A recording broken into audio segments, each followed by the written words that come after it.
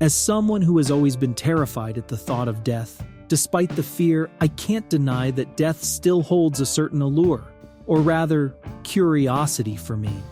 It's like a mysterious curtain, a final destination that I, like anyone else, will have to face, yet no one knows what awaits on the other side. When I think about death, I often imagine it as the end of all living activities in the body. My heart will stop beating, my brain will stop thinking, and my respiratory system will also cease. And I always wonder what it will feel like then and after that. There are many causes of death, from illnesses to unexpected accidents.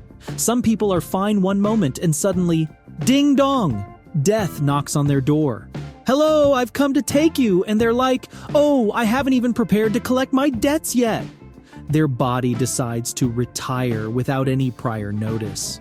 I always wonder what my own end will be like. This uncertainty makes me anxious, and this anxiety makes me want to understand death more, as if to mentally prepare myself for less confusion later. Modern science is making efforts to explore death, and I always follow every new development. We all know that there are many different reasons for leaving, and each of us will have a different experience. Death, usually due to the heart stopping, means that the body no longer receives the necessary blood to maintain life.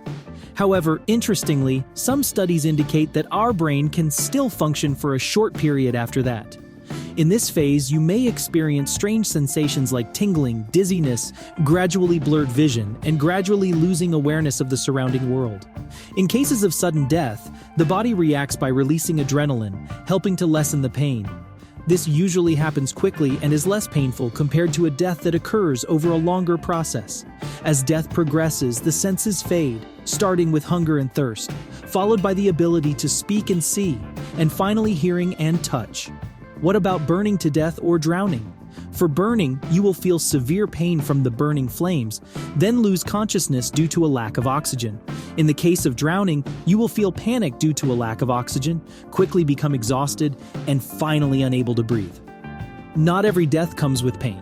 For example, some patients simply age and die without much pain. Or, for those who die from severe illnesses, painkillers are often used to help them have a more peaceful and comfortable death. There's a common phenomenon where a dying person makes a noise from their throat, often called the death rattle.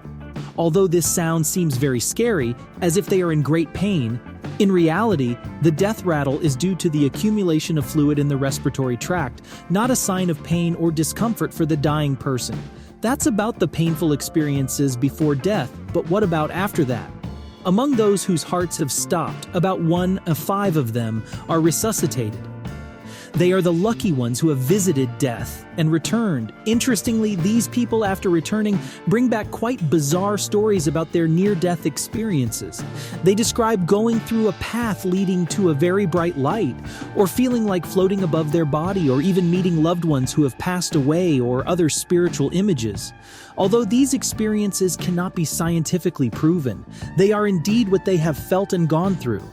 Take the case of Scott Drummond, who revived after 20 minutes of clinical death. He recounts, he felt he was walking through a field of long grass, and in front of him was a large white cloud.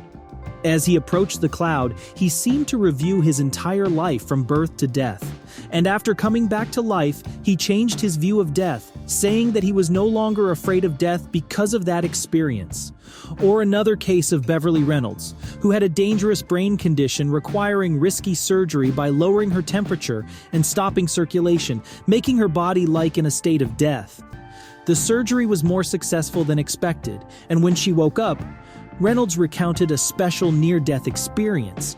She felt like she was floating above the operating room and could observe the doctors operating on her body. She detailed the tools and replicated the doctor's conversation.